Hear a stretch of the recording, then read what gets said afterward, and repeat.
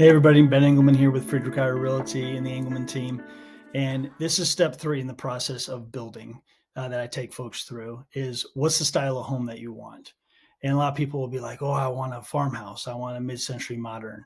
And I'm like, whoa, whoa, whoa, whoa. Before we talk about the lipstick and we talk about the front elevation of it and those things, I want to talk about the style. So do you want a ranch home with, you know, one bedroom on the main, 2 bedrooms, 3 bedrooms on the main? Do you want a 2-story with all the bedrooms up and then maybe some in the basement? Or do you want a story and a half where you have your main suite on the main floor and you have bedrooms up and then bedrooms down? All of those are great conversations to have. And so that's where I'll usually start. Once we start narrowing that down of what type of home is going to fit you best, and then we can go into what it looks like on the outside. So some folks will come and say, hey, I just hate the way houses look with the garage all up front. And so it looks like a garage with a house attached. So they say, I want a side load garage. Okay, great. We'll walk through that. What lots will afford that type of house? And when I say that is, does it have to be a corner lot if it's going to be a city lot? Or are there some lots and is your house going to be small enough to where we could tuck a side load in on a city lot? If it's a country lot, you can usually do whatever you want with it. But that's one of the questions that we're always going to ask.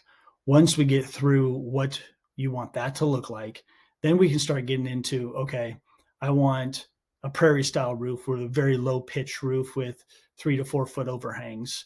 Or I want something with gables on the front so I can put whatever, batten siding over the front. Or maybe you say, I want a hipped roof and I want just a couple gables in the front.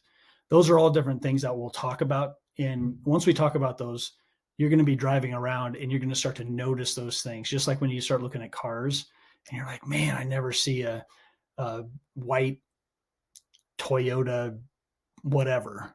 And then all of a sudden you start seeing them. It's going to be the same way with houses. There's thousands and thousands of houses around, and they're all a little bit different. And those little different variations that each one of them has may cost less money, may cost more money. So those are the conversations we're going to have on the front end before we ever get into a plan or sometimes even talking to a builder. Because if you have those things done on the front end, it gets things can move a lot quicker. So I hope that helped for just that third step of what we talk about when we talk about the home building process. So if you have any questions about that, let me know. If you'd like to walk through the process, go ahead and click the link and we'll help you out. Take care.